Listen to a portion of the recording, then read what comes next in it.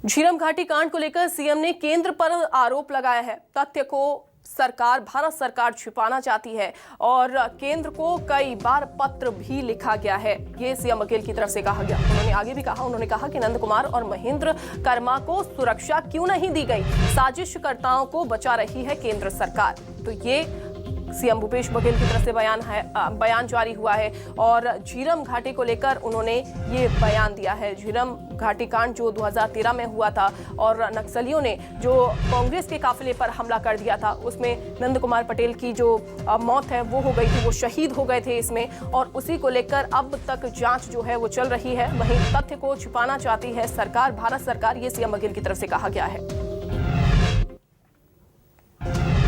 ऐसी जानकारी मिल रही है कि रिपोर्ट राज्यपाल को सौंप दिया गया है। तो जब जांच पूरी नहीं हुई है इसलिए समय वृद्धि की मांग किया जा रहा है और दूसरे तरफ राज्यपाल को सौंप दिया गया है, ये दोनों बात विरोधाभास है। इसका मतलब जांच पूरा नहीं हुआ, और जांच पूरा नहीं हुआ तो क्या आधा अधूरे रिपोर्ट सौंपा गया है। और हमारे साथ बातचीत करने के लिए स्टेट ब्यूरो हेड आशीष तिवारी जुड़ गए हैं। आशीष जी, आपसे मैं समझना चाहूंगी, मुख्यमंत्री भूपेश बघेल ने आज बयान जारी किया। उन्होंने कहा कि राज्यपाल को रिपोर्ट सौंप दी गई और जांच अभी पूरी नहीं हुई है। क्या कहना चाहेंगे आप? चूंकि जांच पूरी नहीं हुई, उसके बाद राज्यपाल को रिपोर्ट सौंप दी गई, यानी कि जो दर्द है झीरम घाटी का वो कम होता हुआ दिखाई नहीं दे रहा है।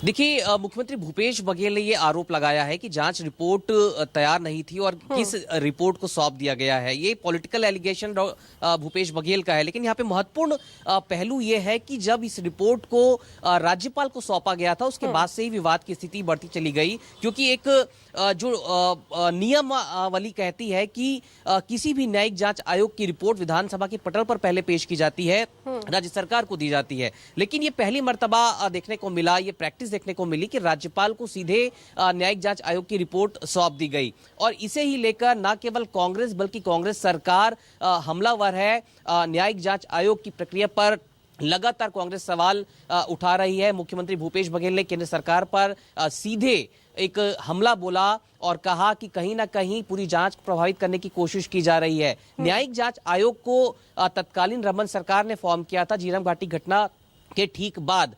तब से लेकर अब तक कांग्रेस की दलील है, जिसकी जानकारी आज मुख्यमंत्री भूपेश बघेल भी दे रहे थे, कि कई दफे हमने पत्र लिखकर आयोग से ये सवाल पूछा कि नंद कुमार पटेल को सुरक्षा क्यों नहीं दी गई, महेंद्र कर्मा को सुरक्षा क्यों नहीं दी गई, लेकिन इन तथ्यों को जांच के दायरे में क्यों नहीं लाया गया। ये सवाल मुख्यमंत्री भूपेश बघेल अब उठाते नजर आ रहे हैं। साथ ही साथ जिस तरीके से राज्यपाल को इस जांच आयोग ने अपनी रिपोर्ट सौंपी है, इसे लेकर राज्य सरकार की ओर से अब राज्य के विधि विभाग को एक अभिमत मांगा गया है, इसकी चिट्ठी जारी की गई है। जैसे ही अभिमत मिलेगा और अभिमत में यदि ये पुट देखने को मिलेगा कि राज्यपाल को आयोग अपनी रिपोर्ट नहीं सौंप सकता, तब राज्य सरकार एक बड़े एक्शन पर काम करती नजर आ सकती है। फिलहाल राज्य में ये एक बड़ा पॉलिटिकल इशू बना है। बीजेपी पॉलिटिकल इशू बना है। नंद कुमार पटेल को सुरक्षा क्यों नहीं दी गई, ये भूपेश बघेल की तरफ से कहा गया, और साथ ही उन्होंने कहा कि महेंद्र कर्मा को भी सुरक्षा नहीं दी गई। केंद्र सरकार पर लगातार भूपेश सरकार हमलावर है। क्या बीजेपी की तरफ से अब इस बयान के बाद कोई प्रतिक्रिया सामने आ पाई है?